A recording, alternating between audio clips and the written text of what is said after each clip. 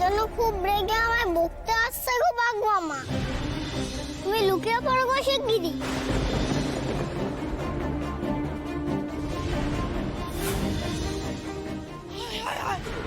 সর্বনাশ ঘটে গেছে। কই গো, একবার দিয়ে এসে দেখো কি অনর্থ হয়ে গেছে গো। বাবা গো, দেখবে আসো, একটা মেয়ে বড় বাড়ির ঠাকুরের চোখ এঁকে দিয়েছে। বাবা, ও বাবা, না, নেমে আয় বলছি, এক্ষুনি নেমে আয়।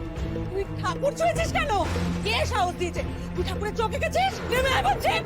আদুকে দেখতে পাচ্ছিল না যে, চোখ নেই তো উপায় কি?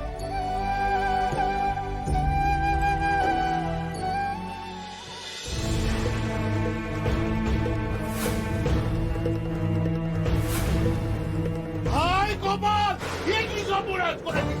হাই গোপাল, সর্বনাশের আর কি বাকি আছে? যা সর্বনাশ আর হয়ে গেছে।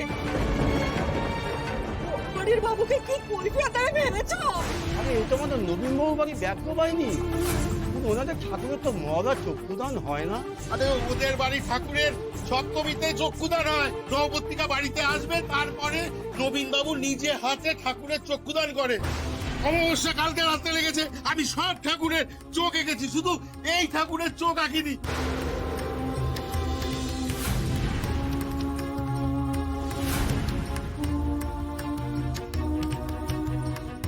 কোথা থেকে এসে আবার নিজের কপালে চোখ এঁকেছে? দুঃখাটা শখ হয়েছে। না না, আমি কেন তোকে ঠাকুর সাজবো?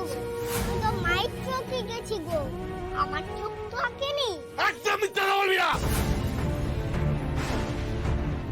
আমি মিথ্যা কথা বলি না গো, মিথ্যা কথা বললে ঠাকুর পাপ দেয়। চুপ, একদম চুপ। আমাদের সর্বনাশ করে আবার আমাদের জ্ঞান দিচ্ছিস? না, নেমে আয় বলছি। এই নেমে আয়, নেমে আয় বলছি। তার নামিয়ে তো। কি করছো? কি করছো? কে?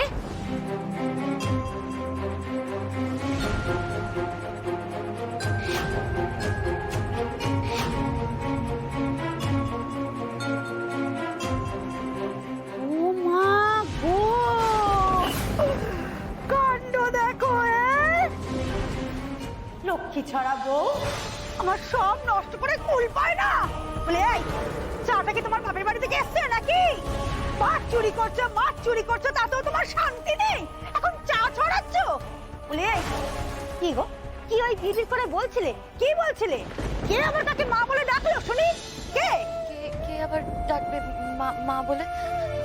আপনি ভুল শুনেছেন মা, ভুল শুনেছেন। হ্যাঁ, ঠিক ঠিক, একদম ঠিক বলেছে মা, আমি ভুলই শুনেছি। কারণ আমি তো ভালো করে জানি তোমাকে যে কেউ মা বলে কোনোদিনও ডাকবে না, সেটা তোমার জানা আছে নাকি? থ্যাংক ইউ মা। বাড়িতে না এই সবে কয়েকটা কাক আর চিল এসে বসেছিল, সব ফুস করে উড়ে গেল। আরে তুই এখানে দাঁড়িয়ে থাকিস না, তুই যা গিয়ে চাটা সবাইকে দে। বাবা, প্রকাশ, তোর দাদা সবাই তো আবার চা খেয়ে ঠাকুর আনতে বেরোবে না? হ্যাঁ, আমি জায়গাটা মুছে না। না ঠিক আছে, ছাড়, ওটা আমি মুছে দেবো, ছাড়, তুই যা। বড় বৌমা, আমার জন্য যে এ বাড়িতে কাক চিল বসতে পারে না, তুমি সেটাই বলতে চাইছো তো? না না মা, শুধু কাকচিল কেন, কাল রাতে তো বাড়িতে একটা লক্ষ্মী প্যাঁচাও বসতে এসেছিল, কিন্তু যেই না পেছনটা ঠেকানোর চেষ্টা করেছে কার্নিশি, অমনি আপনি। হ্যাঁ, আমি অলক্ষী যে, আমি অলক্ষী বলেই তো এ বাড়িতে লক্ষ্মী প্যাঁচাও পেছন ঠেকাতে পারি। আচ্ছা বৌমারা, তোমরা ওই বাপের বাড়ি থেকে কি শিক্ষা নিয়ে এসেছো বলো তো, যে শাশুড়ি কেউ দরজাল বলতে তোমাদের মুখে বজ্জে না? বলছি কি মা, এত না চিৎকার চেঁচামেচি করবেন না, হ্যাঁ, আপনারই গলাটা শুকিয়ে যাবে।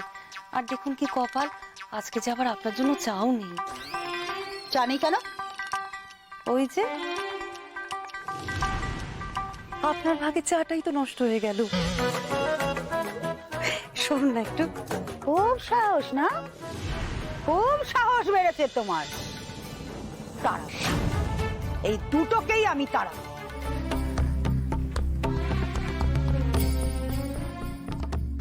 কতবাবু বলছিলাম যে তার আগে ঠাকুরকে ঠাকুর দালানে তুলে দিলে হয় না? না, তা হয় না। আগে দেখি তুমি যে প্রতিভা নিয়ে এসছো এটা আদৌ মন্দিরে তোলার উপযুক্ত কিনা।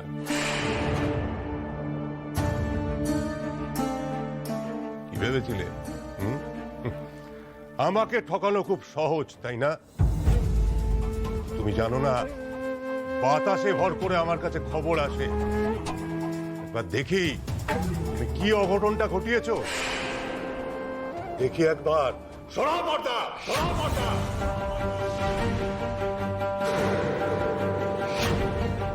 কি অঘটন ঘটিয়েছে বাবা? এই তোর চন্দন কাকু ফোন করেছিল, শ্যামল নাকি কি বিধি ভঙ্গ করেছে,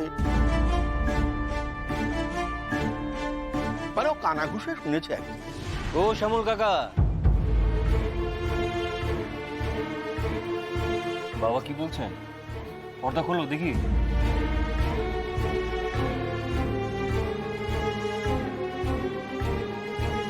খোলো খোলো, পর্দা খোলো। হ্যাঁ,